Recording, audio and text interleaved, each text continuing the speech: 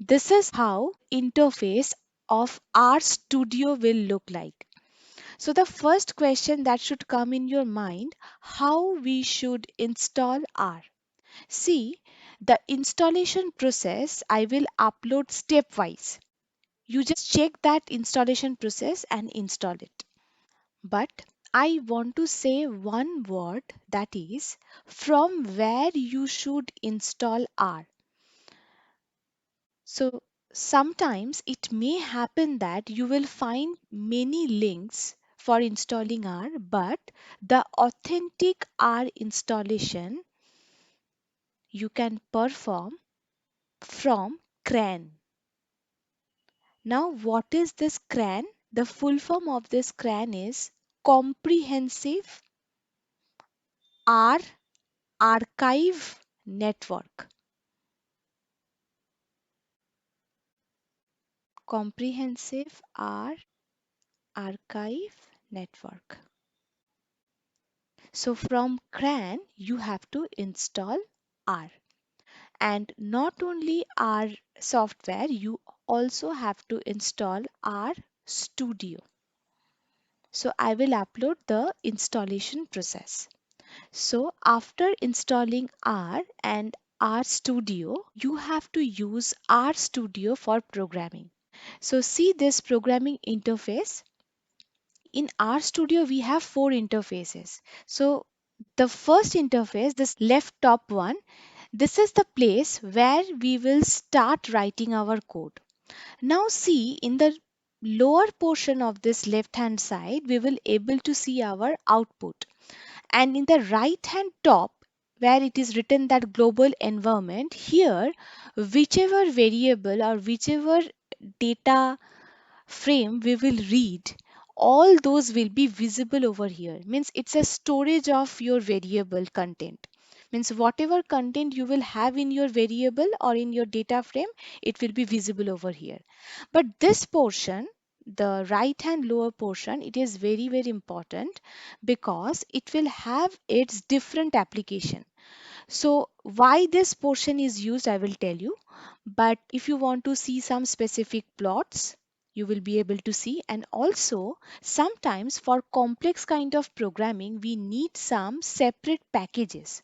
And at this point of time, we have to explicitly install those packages.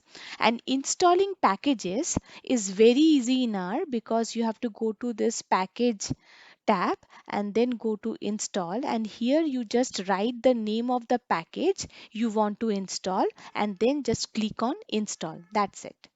So by this mechanism you can install any package that you want. And see here it is written CRAN repository. So everything is extracted from this CRAN archive, comprehensive R archive network. And we have some other tabs too. I will let you know what are the functionalities of this tab. But one thing, working with R is very simple as long as you know all the protocols of a specific R programming language. So I'm starting with a very simple concept, that is today my topic of discussion is operators in R. And also I will discuss about the concept of vector in R, because each and every time whenever we are writing any programming language in R, it is mandatory sometimes to use different kinds of operator and data types for different applications. So now the first concept that I want to say, that R, this programming language, will have some data structures.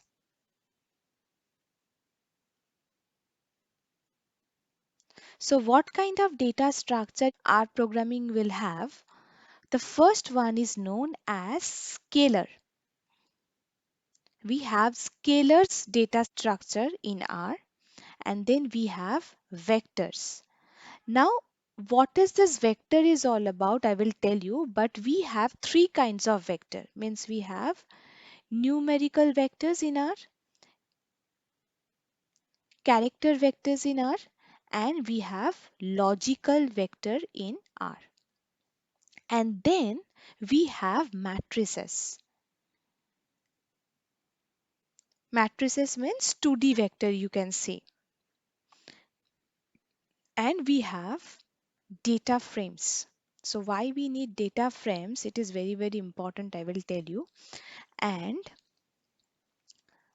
the last data structure that we have is lists. So whenever we are talking about data analysis using R programming language, so what will happen? We have to use some specific kind of data set. And this data set in maximum cases will be in CSV format, comma separated value format. So in this case, whenever your file is in CSV format, then at this point of time, you will not be able to keep this file in a particular variable. So at this point of time, it is mandatory that you have to use the data frame, means whichever CSV file you want to read for your use, it will be treated as data frame data structure in R. So we will learn this one. And what is this list? And there is one confusion. People might think that list is like an array. So in case of R, you have to remember one point. Whenever I am talking about 1D array, so 1D array in R means I am talking about vectors. And whenever I am talking about 2D array, it means I am talking about matrices. So similarly, I can say that we have so many application of these different data structures that we have to learn further in this session. But I will start from the very basic concept that you have to remember while using our programming language. Whenever you are using some specific kind of decimal value, so decimal value in R is known as numerics. And whenever you are using some natural value like this 4, this natural values are known as integers, right? And also in R you have this kind of value, true or false. You will find me writing these two keywords repeatedly in many syntax. So this true or false is a boolean kind of data type. So it's a boolean value. And also we have characters. So if I write any text, so it will be treated as characters.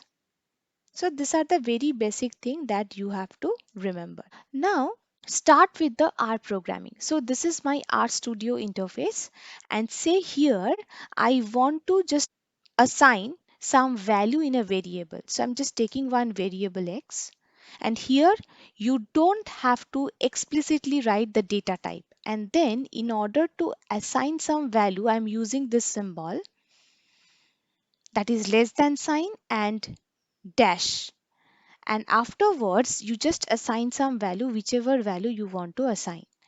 See how to execute this code. You just select this line and click on run, and see in the right hand side, see in the global environment portion you have x25. So at the beginning of this class I have already explained that this right hand side is responsible for holding the value that exists inside the variable.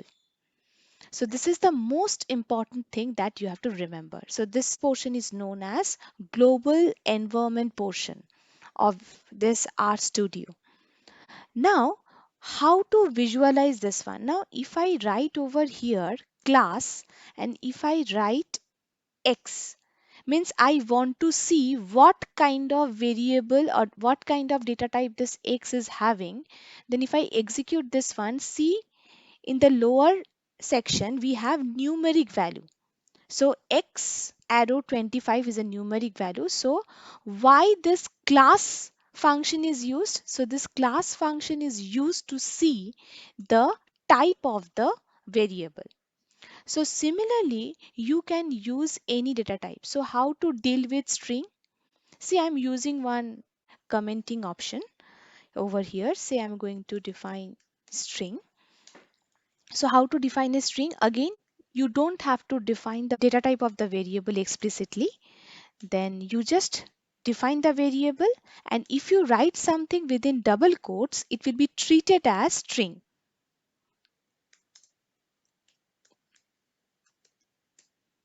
right? So if you execute this one, see in the right side, the variable y is generated and it is containing a string, that is our program. Now you can do one thing, you can check the data type of this variable y. So again, I will use this class function, simple. So at the left hand bottom portion, you will be able to see that y is a character. So string will be treated as character. So it's a string kind of data type. Now similarly, you can access Boolean data type, means take any variable and assign some Boolean value. So true and false, they are known as Boolean value. So execute this one and then you just check the data type of this variable z. See, it is showing logical, right? So whichever value z is holding, it's a logical value. So Boolean value will be treated as logical value just like the above one, where string value will be treated as character value in R. So this is the functionality of this class function. Now I will talk about variables in R, which is very important. So it is already clear that x, y and z are the variables, and whenever we want to assign something into the variable, we will use this symbol less than and dash. But now we have to understand the concept of vectors in R. Now what is this vector is all about? So we can say that whenever I'm talking about a vector, vector means one dimensional array.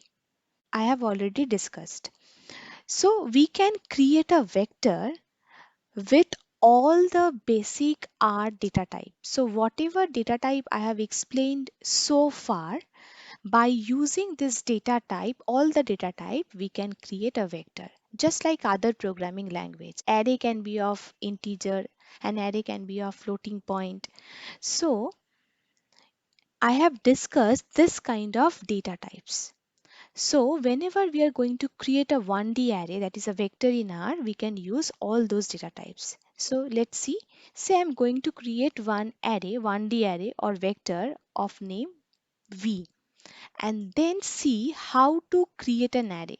So since this vector is also a particular data structure, so to assign any value to this vector, I will use the same symbol.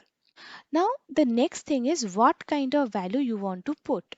Now if you want to put some value in this vector, so what you have to do, you have to use this brackets.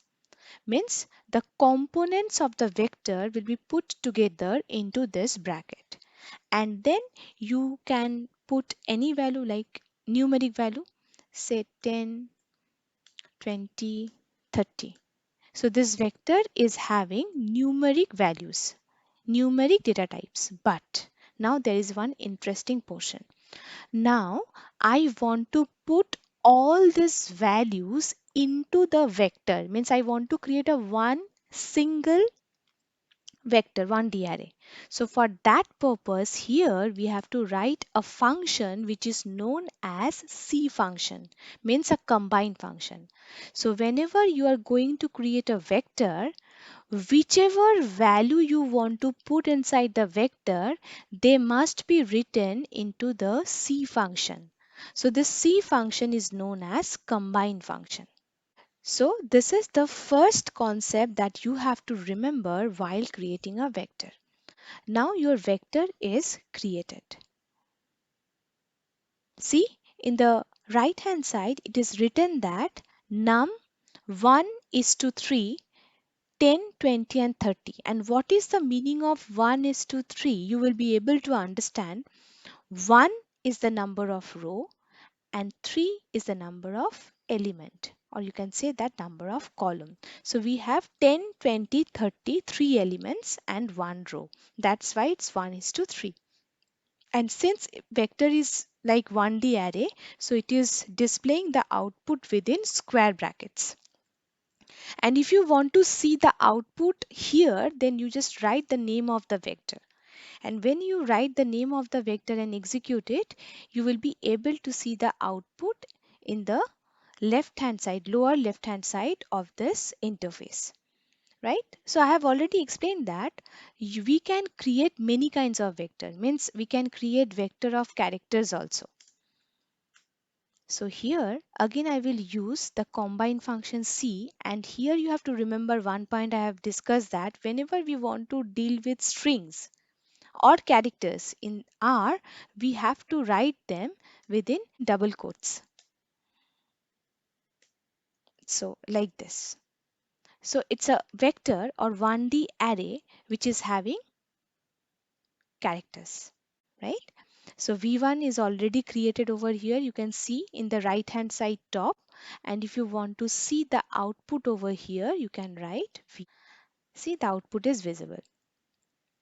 So similarly, I can display that we can have the Boolean data types also. So let me write this code also. So Boolean data types means true false. So I will again use the combine function, and whenever we are dealing with Boolean value, means the logical value, you have to use caps. Everything will be written in caps, no double quotes or no single quotes.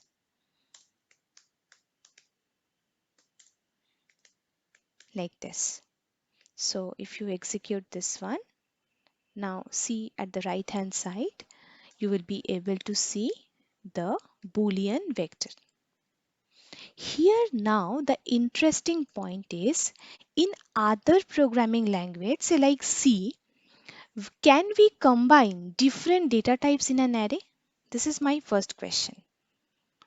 See, whenever we have one particular array in C programming language, say A of 2, it means it is having, this portion is A of 0, this portion is A of 1, and this portion is A of 2. So now in this case, A of 2 means this is a kind of array that we can expect. But first question, whenever I am writing A of 2, what is the size of the array? So is this declaration is correct? Means the correct assignment will be like this, A of 0 and A of 1, right? So 2. Now the next question is, if this array is of type integer, then I have to put integer values only. No other values we can keep, right? So I have already explained vector is also a 1D array. Can we put different data types together in one vector?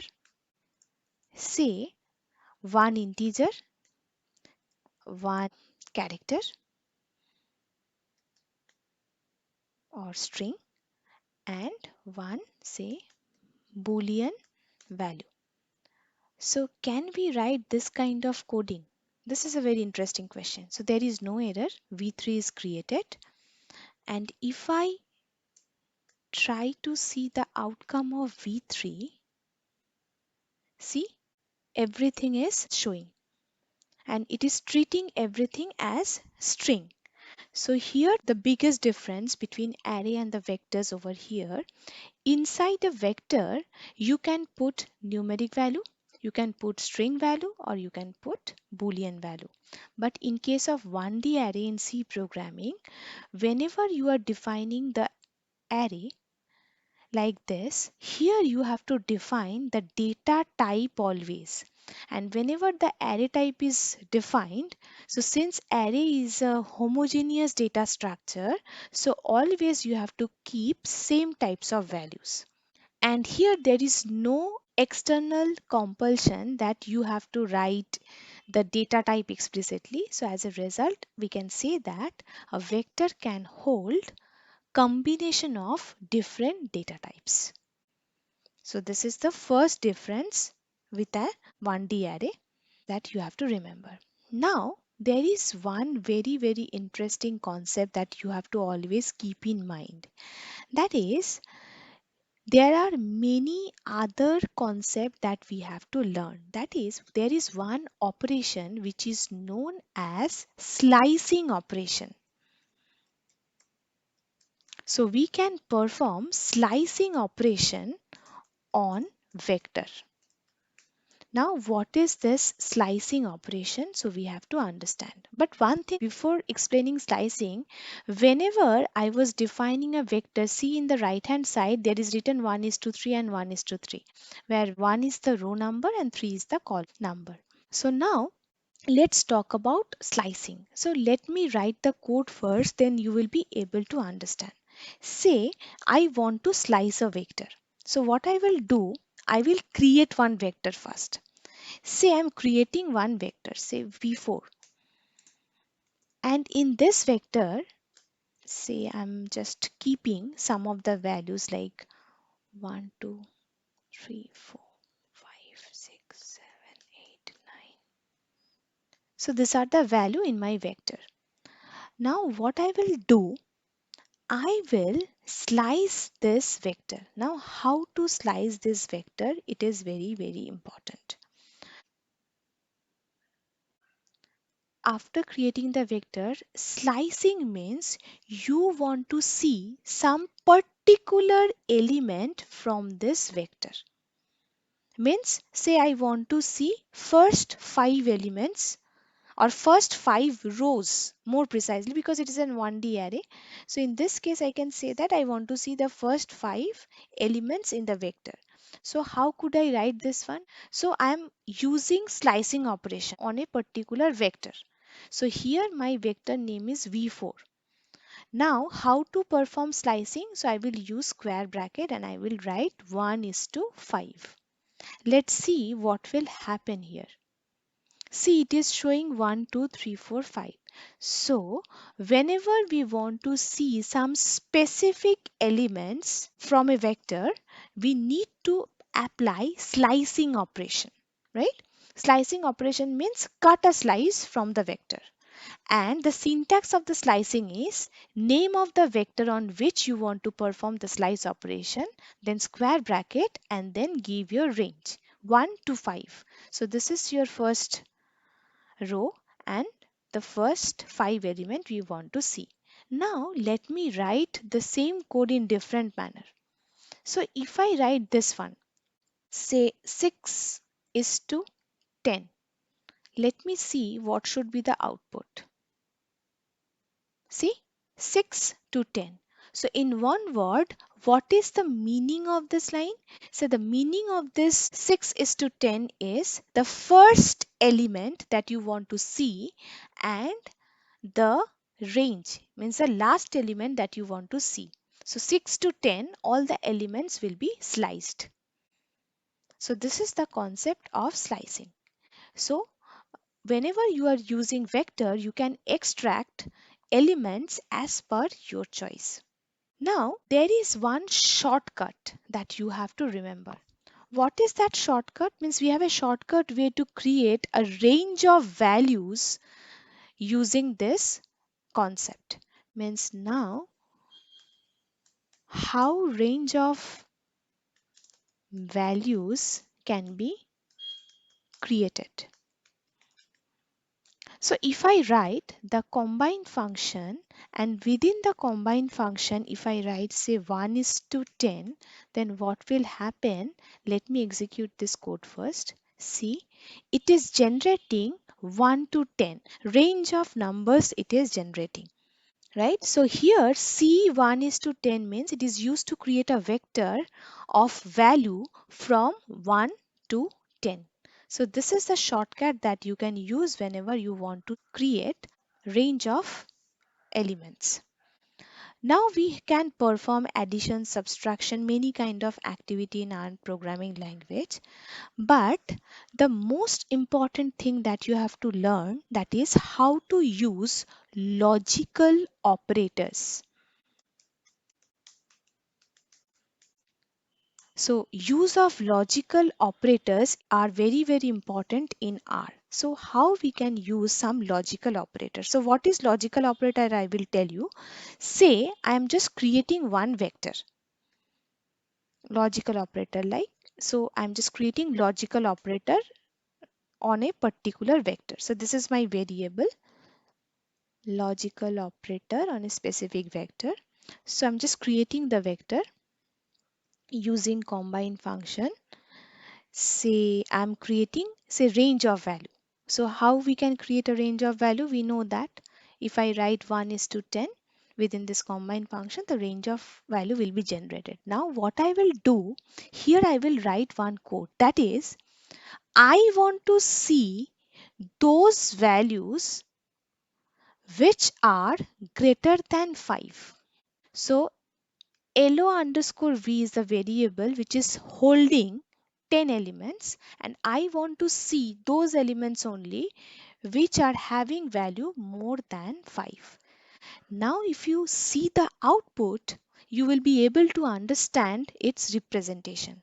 Let me execute the code. See the output in the lower left corner. It is showing that false, false, false, false, then false, then last 5 elements are true. Why? Because I'm dealing with logical operator. Means here C1 is to 10 means it will generate 1 to 10 elements. And I want to see the values which are more than 5 means 6 to 10. So actually it is showing that 6 to 10, these are the true value that we want to see. And the rest of the element I don't want to see. So that's why it is showing false. So this is how we can deal with logical operator in R. So with the variable name lo underscore v, which refers the variable, and if we want to use the logical operator immediately after creating this vector, you have to use the logical operator on this specific variable. So this thing you have to remember. Now I can write this code in different way also. The same concept. Say now what I want to see, I want to print value strictly above 5. So in this case, how to write the code? I can use the same variable and then I can write within square bracket that value I want to see. So let me execute this code first. See, now here try to differentiate between these two. Here I was printing the values in terms of true and false which are satisfying this property. However, if you want to see the values which is greater than 5 strictly, so in order to see the value, you have to first write the vector name, then you have to write the square bracket, and then you have to write the vector name, and then you have to perform the logical operation, the condition. So the condition must be within first bracket, and the entire logic will be enclosed with the square bracket, and you should write the vector name outside this square bracket. So this is how your syntax will look like, and this is the output. So whenever you want to see the values which are strictly greater than some condition, then you have to use this syntax. So now in this case, you have to remember one more point. So these are the very basic points of a vector that you have to remember. Now we can write some complex kind of conditions. So how to use complex conditions? So now in this case, see, we are talking about vectors. Say I'm using the same vector lo underscore v, and here I am again generating range of values. So I can write 1 is to 10, right? Now how to write complex query? So after generating this vector C. Now I want to write more than one condition together. So this operations that I am going to perform should be performed on the vector. So my vector name is LO underscore V. Then the condition is, we have already learned, we will use the square bracket. And within the square bracket, we will use first brackets. And within this first bracket, I will write my first condition. Condition 1. Say my condition 1 is, I want to see the value which are greater than 4. This is the first condition. Now whenever you want to write the second condition, now see, the second condition should be written immediately after closing the first bracket. And now you are writing the second logical operator, that is AND. And now I will put the second condition, that is LO underscore V, which is less than 7. Right? So this is how we can write the complex condition. But can anyone guess what will be the output of this code? So the output will be 5, 6. So this is how we can deal with complex condition, means we can write logical operators. So these are the very basic concept that you have to use in case of R programming language.